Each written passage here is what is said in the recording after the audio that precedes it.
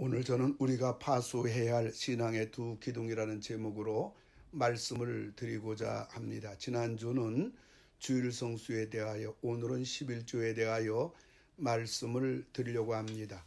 오늘 말라기 선지자는 왜 이렇게 11조에 대하여 외치는가요? 그것은 하나님께로 돌아오는 것이기 때문입니다. 7절을 보면 내게로 돌아오라 라고 하였습니다. 말라기 선지자는 유대인들이 하나님께 돌아오는 것이 11조라는 것입니다. 오늘도 마찬가지인 것입니다. 온전한 11조를 하지 않은 사람이라면 그 사람은 하나님께로 돌아와야만 할 사람이라는 것입니다. 그리고 하나님의 것을 도둑질하는 것이기 때문입니다. 8절을 보면 너희는 나의 것을 도둑질하고도 우리가 어떻게 주의 것을 도둑질하였나이까. 이는 곧 11조와 봉헌물이라고 하였습니다. 말라기 선지자는 11조는 하나님의 것이라는 것입니다. 그러므로 11조에 손을 대는 것은 하나님의 것을 도둑질한다는 것입니다. 세 번째로 하나님의 저주를 받는 것이기 때문입니다. 11조에 대해서 하나님이 도둑놈이라고 하는데 무슨 하나님의 은혜나 하나님의 긍휼이나 무슨 축복을 기대하기는 어려운 것입니다. 그게 두 번째로 온전한 11조를 아는 사람에게 하나님이 약속하신 복은 무엇인가요? 첫째로 하늘의 문을 열어주시는 것입니다. 10절에 보면 내가 하늘문을 열고라고 했습니다. 하나님이 하늘문을 열어주시면 누가 닫을 수가 있겠습니까? 하나님이 하늘문을 닫았는데 누가 열 수가 있겠습니까?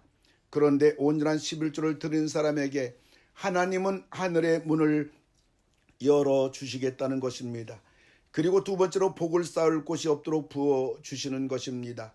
10절에 너에게 복을 쌓을 곳이 없도록 붙지 아니하나 보라라고 하였습니다. 이것은 만족한 상태를 말하는 것입니다. 행복한 상태를 말하는 것입니다. 부족함이 없는 상태를 말하는 것입니다. 시편 23편 1절 보면 여호와는 나의 목자시니 내게 부족함이 없으리라 라고 하였던 것입니다. 세 번째 우환질고를 막아주시는 것입니다. 11절 보면 내가 너희를 위하여 메뚜기를 금하여라고 하였습니다. 하나님은 온전한 11조를 아는 사람에게 우환질고를 막아주시는 것입니다. 그리고 네 번째로 수확의 극대화를 이루어 주시는 것입니다. 11절 보면 너희 밭에 포도나무 열매가 기한 전에 떨어지지 않게 하리라 라고 하였습니다. 아무리 농사를 잘 지어도 태풍이나 벌레가 먹어서 기한 전에 떨어진다면 그 농사는 헛농사가 되고 마는 것입니다. 그리고 형통한 자가 되게 해주시겠다는 것입니다. 12절 보면 너희 땅이 아름다워짐으로 모든 이방인들이 너희를 복되다 하리라라고 하였습니다.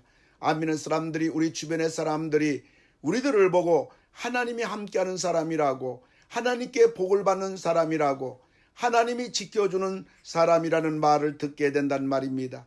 아무쪼록 신앙의 두 기둥인 주일 성수와 11조를 통해서 이 땅에서 한없는 복을 받고 자손 대대로 복을 받고 하나님 나라에서 영원히 영광의 주인공들이 다 되기를 주님의 이름으로 축원을 드립니다.